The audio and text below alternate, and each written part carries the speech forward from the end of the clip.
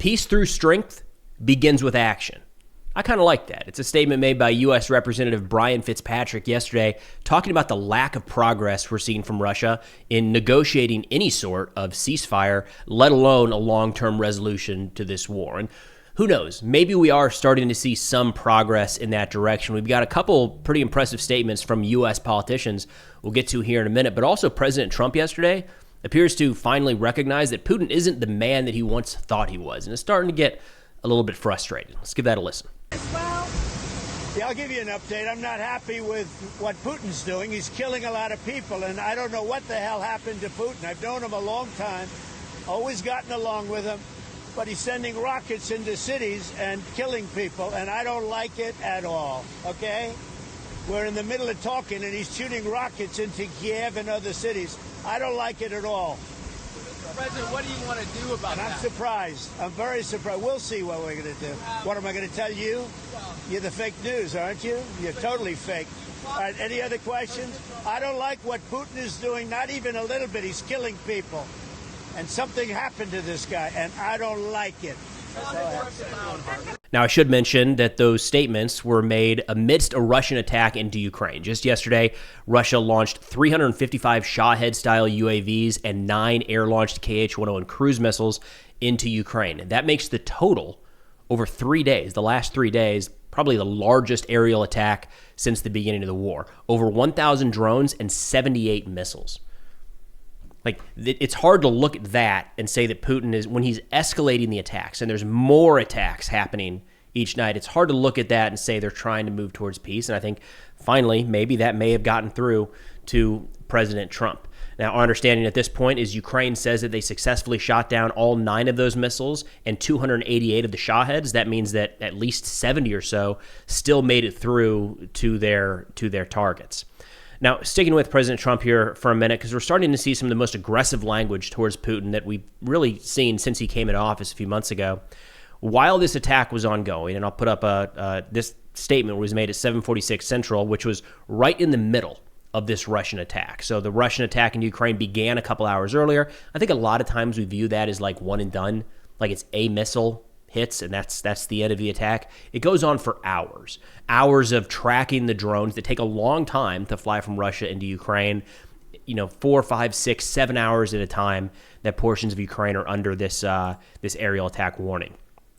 In the middle of that, President Trump put out a statement on Truth Social where he said, quote, "I've always had a very good relationship with Vladimir Putin of Russia, but something has happened to him. He's gone absolutely crazy. He is needlessly killing a lot of people, and I'm not just talking about soldiers. Missiles and drones are being shot into cities in Ukraine for no reason whatsoever.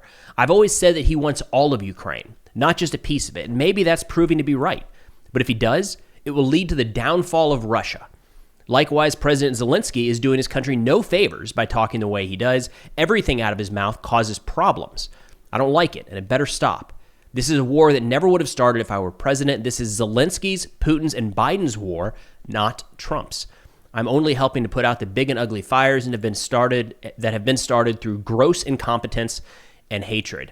And I'm going to show you some statements from President Zelensky that Trump says is doing no favors and causes problems every time he opens his mouth. But a personal opinion here is I have a feeling that Trump's advisors wildly misled him throughout the campaign and in his early months in office to suggest that he had the ability to just sit down with Putin and talk this through. Like, the big issue missing here was just sitting down with the two parties and talking it through, which I've said before I think was a mistake by the Biden administration, not continuing talks from day one of this conflict.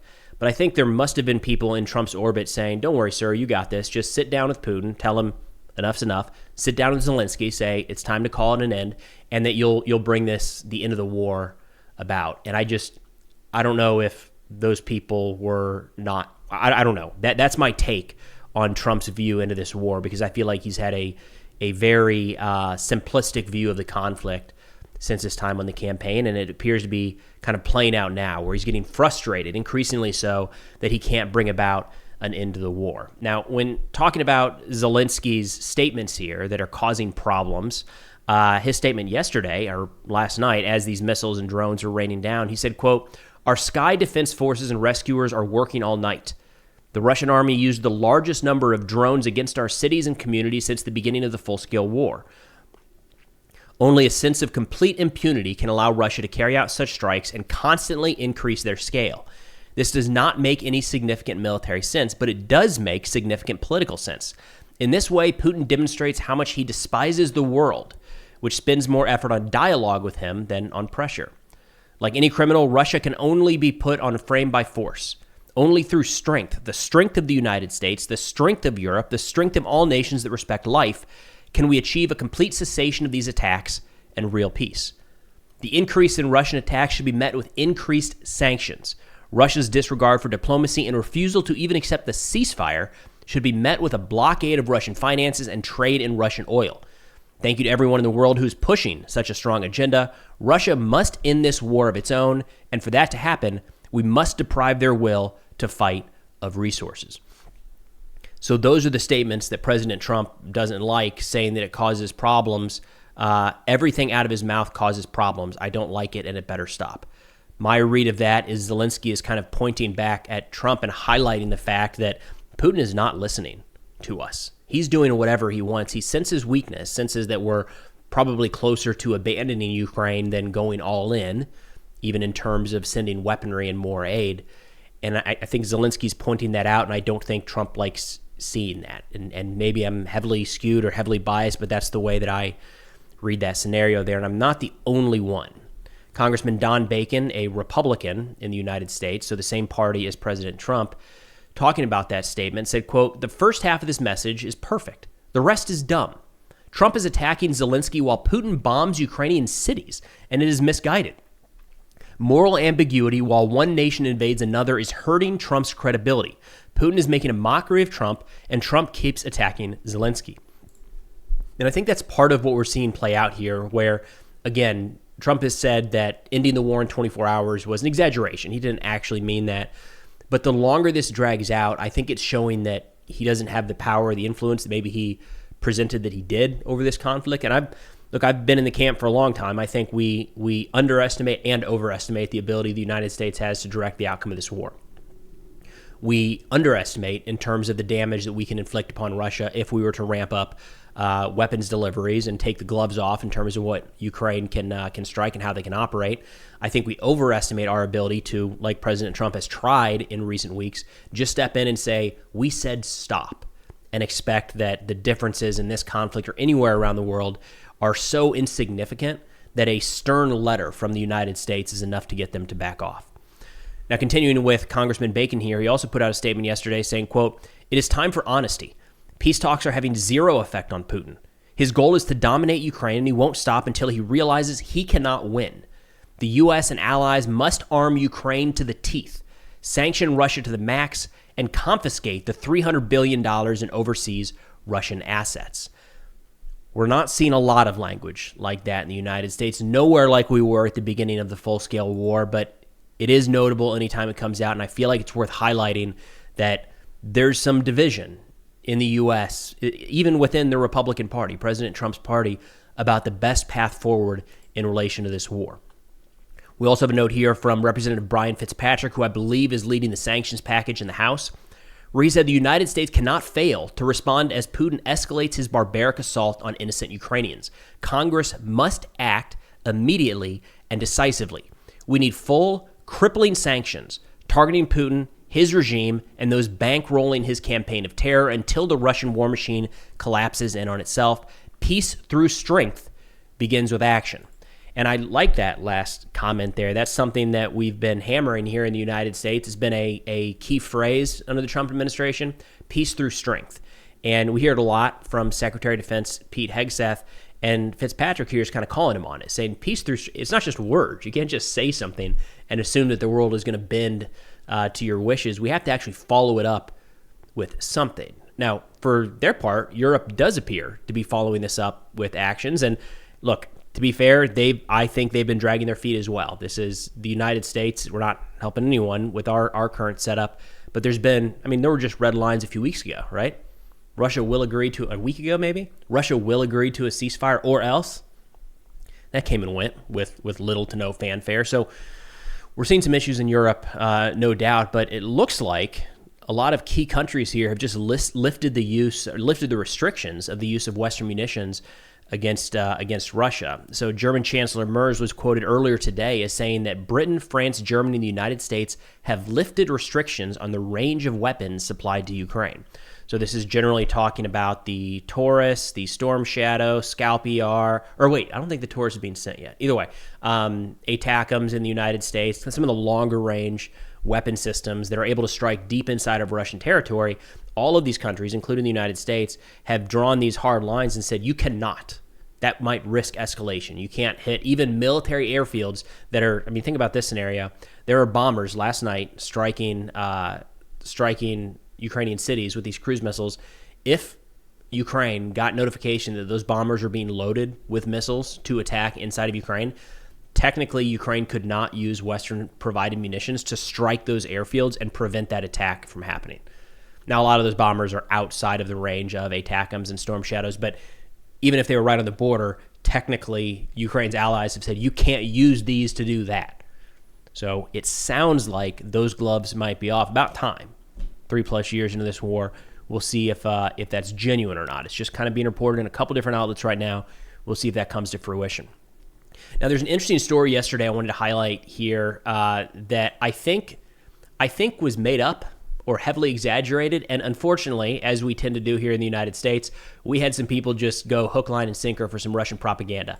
So Russian media, a source in Russian media, put out that Ukraine attacked the Kursk region while Putin's helicopter was nearby, and they started to frame this as like an assassination attempt on Putin. There were also competing stories that Putin's helicopter, his presidential helicopter, was shooting down Ukrainian drones, kind of giving this image of flying through the wall of drones and protecting the Russian citizens from the Ukrainian military. But here's the thing. I don't think this happened at all. But first, let's get into the actual statement here from the Russian military. I'm going to go ahead and play the clip. It's in Russian, of course, so I'll read it, narrate it as we go. They say from May 20th to 22nd, the enemy attempted to carry out a massive strike using fixed-wing unmanned aerial vehicles on territory of the Russian Federation. During this period, air defense systems destroyed 1,177 of the enemy's unmanned aerial vehicles. And during this attack, the Russian president was working in the Kursk region. Absolutely correct. At the time when the president was working in the Kursk region, the enemy launched an unprecedented attack with unmanned aerial vehicles. The air defense group in this area destroyed 46 fixed-wing UAVs. I would like to note that the intensity increased significantly during the flight of the Supreme Commander-in-Chief's aircraft over the Kursk region. Therefore, we simultaneously conducted air defense battle and ensured the safe flight of the president's helicopter. The task was accomplished, the enemy's drone attack was repelled, and all aerial targets were eliminated. So the president's helicopter was effectively in a combat zone. Yes, exactly. Essentially, it was at the epicenter of repelling the enemy's massive UAV strike. So first off, I don't think you could pay me enough money to fly through some of that contested areas in Western Russia at this point. I don't have a lot of confidence in Russian air defense identifying friend from foe. But nonetheless, here's the deal with that. First off, you don't actually hear anything about Putin shooting down drones, but that did get repeated in a couple different areas. The insinuation there, I guess, is that Ukraine was trying to assassinate Putin, and that's what ended up running in some circles here in the United States. And unfortunately, we saw a lot of traction with people saying, "Oh my God, we're trying to negotiate peace, and here we are trying to bring an end to the war, and Ukraine is escalating it by trying to assassinate Putin." But here's the thing. I don't think that actually happened because when we look at the other reporting of this, it doesn't exist. So we have that Russia Today clip, and it was reported in a single article in Russia Today. But I want to go over to show you TASS, major Russian media outlet here. So we're talking about yesterday. The report came out that Russian President Vladimir Putin was targeted for assassination and had to dodge Ukrainian drones in Kursk. Seems like it could be. Let's refresh it just so we make sure we're, not looking at something old here. All right, let's see. So, got to think that an assassination attempt on the president would be, it didn't make the top of the page, okay, but maybe it's got to be somewhere else here. I mean, that's a big deal, right? If you've got Ukraine thinking about, all right, I'm still going. Didn't make it into the press releases either. We're kind of getting down towards the bottom here. In fact, I think we're getting to articles from a couple days ago. This is weird, It seems like this is something that TASS would want to cover. Still not. No. Oh, okay. I guess that's that. Additionally, just for reference, it's not just TASS that isn't touching this story. Russian mill bloggers aren't as well. The Russian Ministry of Defense isn't saying anything about it. It's not been brought up at all by Rybar, a major Russian media outlet. And then the mill bloggers apparently read this, and they're like, yeah, not touching that with a 10-foot pole. And these are people that regularly try to stoke any fire, add fuel to the fire when they can to make anything that Ukraine does or Western nations do like the worst possible thing, and to really drive home that we are enemies. And they're not touching it. I mean, I can't tell you the last time that TASS, Rybar, two majors, Alexander Kotz, military informant, fighter bomber, and war gonzo, none of them reported on a certain event. Like, these are, in a sense, they're the mill bloggers are like content creators. They're kind of driven on clicks and attention, right? So they put out some pretty crazy stuff from time to time. Some of them are more reliable than others, but nonetheless, none of those guys are above posting speculation.